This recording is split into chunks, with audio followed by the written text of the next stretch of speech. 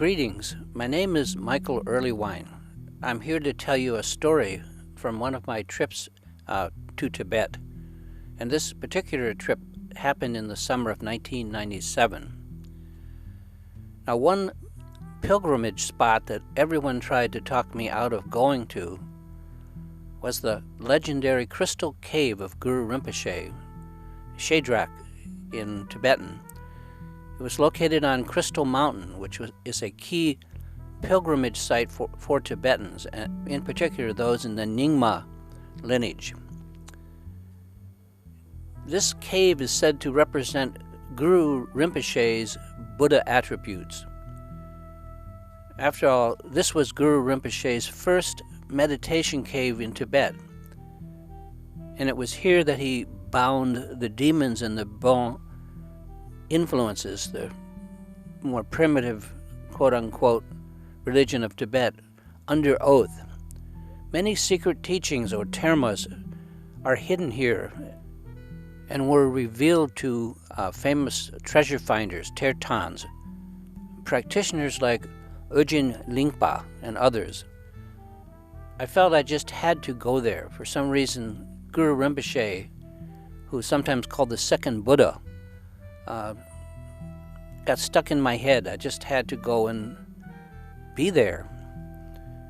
Both of the experienced Western Tibet trekkers that I knew told me it was just too hard, and that neither of them, and one of them had been there many, many times to Tibet. They had never been to the Crystal Cave.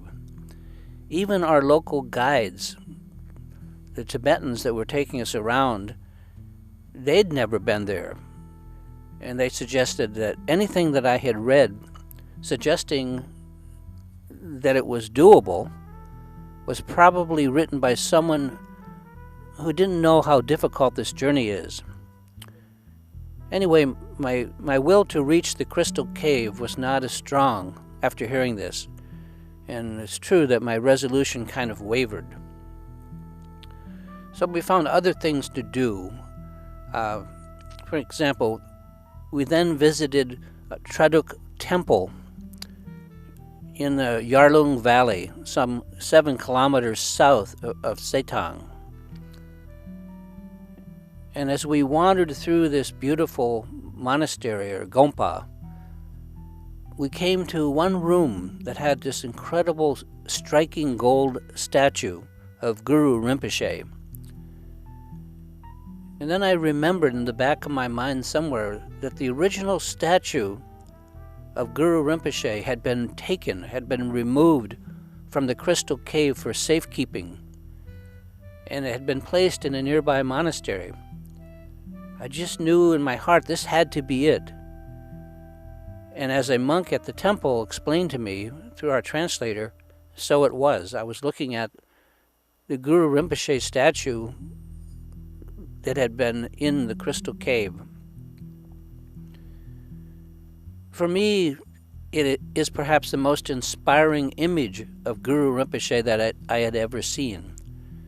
And seeing that statue rekindled my will to visit the cave that it had been taken from. So I once again resolved to reach Shel Drak.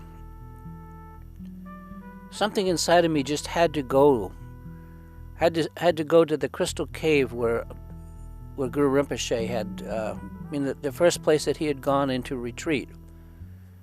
So I informed my guide that I was going, even if I had to hire a separate vehicle, a separate guide, and go by myself. Resigned, our guide began to finally turn his attention to helping us figure out how we could do it. One thing I knew is that we had to start early, since it would most likely be an all-day hike. Most of the group, which were just my wife and myself, my 2 daughters and my young son, decided not to even try it, staying instead in the Setang area where our driver would shuttle them from place to place, gompa to gompa. Those of us who would try to reach Shel Drak were myself, my wife, our 15-year-old daughter May, and of course our Tibetan guide. As for directions, even the guide didn't know how to get there. All we knew was to drive to what was called Sechu Bumpa, a well-known stupa, which is a Tibetan monument in the village of Kato, somewhere on the outskirts of Setang. And there we would try to find a local guide and perhaps be lucky enough to hire a tractor, which is what passes for cars in Tibet, at least then, to carry us part of the way up the mountain. Now, the Tibetan or Chinese tractor is not the beast that we all know by that name here in the United States. What Tibetans mean by a tractor is more what we would call a large rototiller, a small two-wheel, two-cycle engine that can plow a field, and in Tibet it can pull a small cart. These tractors fill the streets and all the side roads of Tibet, pulling carts full of anything, everything, vegetables, brush, and most often just people.